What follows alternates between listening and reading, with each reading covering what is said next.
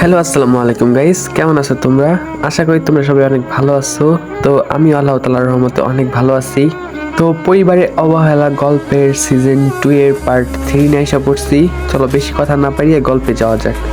আমি ঘুম থেকে উঠেই দেখতে পেলাম আম্মু আমার পাশে দাঁড়ানো। আমি আম্মুকে দেখে তো চমকে যাই, আম্মু এখানে কিভাবে আসলো? আম্মু বলতে শুরু করে, কিরে বাবা, আমার কথা কি মনে পড়ে না? তুই এত স্বার্থপর কেন? নিজের কথা ভাবলি, আমার কথা ভাবলি না? আমি কিভাবে একা একা আছি তোকে ছাড়া? তোর কি মনে পড়ে না আমার কথা? আমি এই সব কথা সহ্য করতে না পেরে চিৎকার দিয়ে উঠে গেলাম। উঠে দেখতে পেলাম আমি এতক্ষণ এগুলা স্বপ্নে দেখলাম। বাইরে তাকিয়ে দেখি সকাল হয়ে গেছে। একটু ওয়াশরুমে গেলাম, নিজেকে স্বাভাবিক করে নিচে গেলাম। পরে ভাবলাম একটু ছাদে যাই, ছাদে গিয়ে হাঁটাহাঁটি করে আসি। তারপর ছাদে গেলাম, ছাদে গিয়ে কিছুক্ষণ বসে গান শুনলাম। হঠাৎ দেখলাম আঙ্কেল ছাদে আসলো। আঙ্কেল এসে বলল গুড মর্নিং। আমিও বললাম গুড মর্নিং আঙ্কেল। আঙ্কেল আমাকে বলল এই নাও চা। আমি আঙ্কেলকে বললাম, আঙ্কেল আপনি এত কষ্ট করে চা বানিয়ে আবার ছাদ পর্যন্ত আনতে গেলেন কেন? আপনার তো অনেক কষ্ট হয়েছে। আঙ্কেল বলল, আরে না, আমিও প্রতিদিন সকালে ঘুম থেকে উঠে ছাদে আসি। আজকে এসে দেখলাম তুমি ছাদে দাঁড়ানো। আমি গিয়ে চা বানিয়ে ভাবলাম তোমার জন্য নিয়ে আসি। দুইজন একসাথে চা খাইতে খাইতে আকাশের সূর্য দেখব। তখন আমি বললাম, ও আচ্ছা আচ্ছা, কিন্তু তারপরেও তো আঙ্কেল আপনার তো অনেক কষ্ট হয়েছে। আঙ্কেল বলল, আরে বাদ দাও তো। তারপর আঙ্কেলের সাথে কিছু সময় গল্প করলাম। আঙ্কেল বলল, আরে আমি তো ভুলেই গেছিলাম, আজকে তো তোমাকে নিয়ে তোমার কলেজে যাওয়ার কথা। তখন আমি বললাম, আঙ্কেল আমিও।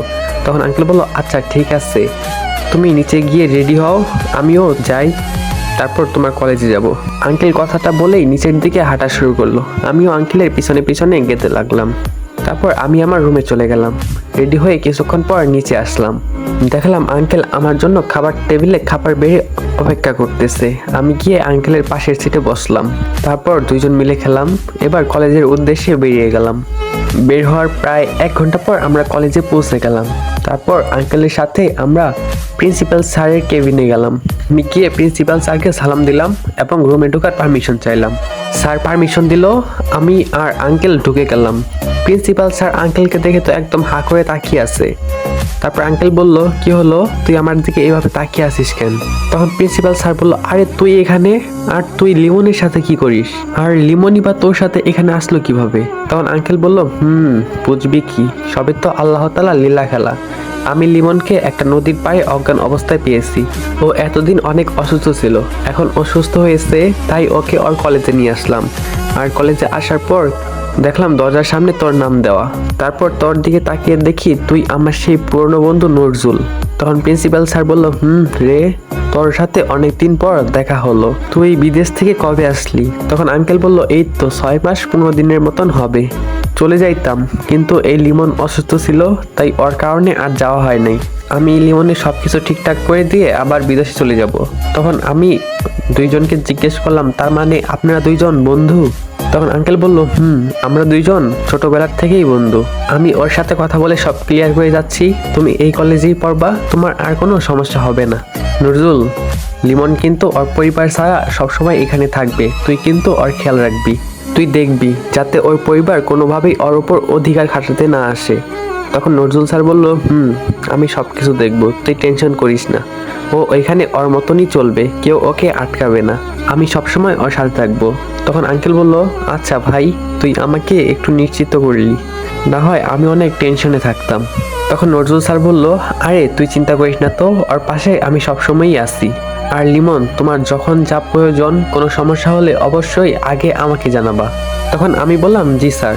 তখন প্রিন্সিপাল স্যার আঙ্কেলকে বলল, আরে আর কি দাঁড়িয়ে দাঁড়িয়ে কথা বললি, বস, চা খাই। আর আমাকে উদ্দেশ্য করে বলল, এই লিমন, তুই কি ক্লাসে যাবি? তখন আমি বললাম, যাওয়ার তো ইচ্ছা ছিল, কিন্তু আমার কাছে কোনো বই নেই। তখন প্রিন্সিপাল স্যার বলল, তুই বই ছাড়াই যা, তোর বন্ধুদের সাথে দেখা করে আয়। তখন আঙ্কেলও বলল, তুমি যাও, তোমার বন্ধুদের সাথে দেখা করে আসো, আর ক্লাস শেষ হলে অবশ্যই আমাকে একটা কল দিবা। তুমি কল দিলে আমি ড্রাইভারকে দিয়ে গাড়ি পাঠিয়ে দিব, তুমি ওই গাড়ি করে আবার বাসায় চলে যাবা। আমি বললাম, জি আঙ্কেল। তারপর আমি আমার ক্লাসরুমের দিকে হাঁটা শুরু করলাম। আজকে আমার অনেক খুশি লাগতেছে। আজকে অনেক দিন পর আমার প্রাণপ্রিয় বন্ধুদের সাথে দেখা হবে। আমি ক্লাসরুমের সামনে গিয়ে বললাম, স্যার আসতে পারি? স্যার সহ ক্লাসের সবাই আমার দিকে হা করে তাকাই রইল। সবার চোখ মনে হইলো কপালে উঠে গেছে। তখন স্যার আমাকে উদ্দেশ্য করে বলল, কিরে লিমন, তুই কই ছিলি এতদিন? আর তুই আবার নতুন করে জয়েন করলি নাকি? তোর কাছে বই খাতা নেই? আমি বললাম জি স্যার। তখন স্যার বললো আয় ক্লাসে আয়। স্যার আমাকে জিজ্ঞেস করলো তুই বেঁচে আছিস তাহলে? তখন আমি বললাম জি স্যার, আল্লাহ তাআলার রহমতে বেঁচে আছি। তখন স্যার বললো যা তুই গিয়ে তোর জায়গায় বস। আমি গিয়ে আমার বন্ধুদের সাথে বসে গেলাম, কিন্তু আমি এটা থেকে খুবই অবাক হলাম, আমার বন্ধুরা আমার দিকে ফিরেও তাকালো না, আর কথা বলবে তো দূরের কথা। আমি তো খুব বেশি অবাক, এরা তো আমার সাথে কথা বলে 2 মিনিটও থাকতে পারতো না, আর এখন কিভাবে মুখ ফিরিয়ে আসে আমি তো কিছুই বুঝতে পারতেছি না। কিছুক্ষণ পর ক্লাসের স্যার চলে গেল, এখন ব্রেক টাইম। ওরা আমার সামনে দিয়েই বের হয়ে গেল, কিন্তু আমার সাথে কোনো কথাই বললো না। ওদের সাথে দেখলাম নতুন একজন আছে, মনে হয় ওদের টিমে নতুন জয়েন করেছে। ওরা হেঁটে হেঁটে যেতে লাগলো, আমিও ওদের পিছে পিছে যাইতে লাগলাম। ওরা গিয়ে কলেজের এক জায়গায় বসলো, আমিও গিয়ে ওদের পাশে বসলাম। আমার বন্ধুরা আমাকে উদ্দেশ্য করে বলল, কি হয়েছে ভাই, সমস্যা কি আপনার? দেখতে পাচ্ছেন এখানে আমরা বন্ধুরা আড্ডা দিতেছি, আপনি কেন আইসা এখানে বসলেন? তখন আমি অবাক হয়ে বললাম, কি হয়েছে ভাই তোদের, তোরা আমার সাথে এমন করতেছিস কেন? তখন আমার বন্ধুরা বলে উঠলো, আরে ভাই কে আপনি, আমাদের সাথে এরকম তুই তুকারি করতেছিস কেন? তখন আমি বললাম, আমাকে চিনতে পারতেছিস না, আমি তোর বন্ধু লিমন, এত তাড়াতাড়ি আমাকে ভুলে গেলি তোরা? তখন বন্ধুরা বলল, লিমন নামে আমাদের কোনো বন্ধু নেই। এক সময় ছিল, কিন্তু সে আমাদের কষ্ট না বুঝেই আত্মহত্যা করেছে, তার জন্য আমাদের অনেক কাঁদতে হয়েছে। তখন আমি বললাম, তোরা তোদের কষ্টই দেখলি, আমার কষ্টটা বুঝলি না? আমাকে চোর বানানো হয়েছিল, যেটা খুবই লজ্জাজনক। তাই তো আমি ওই কাজটা করতে বাধ্য হয়েছি, তাই বলে আজকে তোরা আমার সাথে এরকম ব্যবহার করবি? আমি এটা বলেই কান্না করে দিলাম। তখন তারা বলল, এই ভাই তুই কান্না করছিস কেন? জানিস তো তোর জন্য আমাদের কত কষ্ট হয়, তোকে আমরা সব জায়গায় খুঁজেছি কিন্তু কোথাও পাইনি, সবশেষে আমরা তো ধরেই নিয়েছিলাম তুই আর বেঁচে নেই, তোর জন্য আমাদের অনেক কাঁদতে হয়েছে, তোর জন্য কাঁদতে কাঁদতে তো আমরা হাসতেই ভুলে গেছি। তখন আমি বললাম, ভাই আমার ভুল হয়েছে, আমাকে তোরা মাফ করে দে, আর কখনো আমার এমন হবে না, এইবারই আমাকে লাস্ট একটা সুযোগ দে। তখন বন্ধুরা বলল, আরে বোকা তুই কান্না করছিস কেন, এমন করিস না, তোকে ছাড়া আমরা থাকতে পারবো নাকি? তোর অমন কাজে আমাদের অনেক বেশি অভিমান হয়েছিল, তাই তো তোর সাথে এতক্ষণ আমরা এমন ব্যবহার করলাম। আচ্ছা ভাই বলতো তুই বাঁচলি কিভাবে? তখন আমি বললাম, শুনবি? শুন তাহলে। তারপর আঙ্কেল আমাকে কিভাবে বাঁচিয়েছে এবং আমার ওপর কি কি দায়িত্ব দিয়েছে সবকিছু ওদের খুলে বললাম। তারপর বন্ধুরা বলল, ওহ তাহলে তো ভালোই, তোকে আর এখন অবহেলা সহ্য করতে হবে না। আমি বললাম তারপর আমাদের গ্রুপের নতুন ছেলেটাকে উদ্দেশ্য করে বললাম, এই তুমি কে, তোমাকে তো ঠিক চিনলাম না।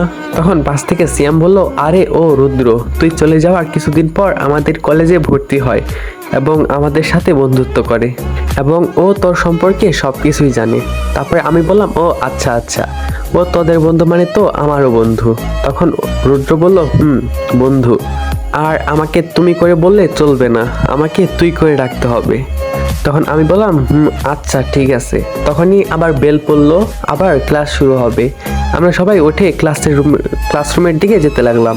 তখনই পিছন থেকে সিয়াম ডাক দিল, বলল, চল আজকে আমরা ক্লাস না করি, চল আজকে আমরা কোথাও ঘুরতে যাই। তখন রুদ্র বলল, আজকে আমরা ক্লাস না করি, চলো আজকে আমরা ওই হাই স্কুলের দিকে যাই।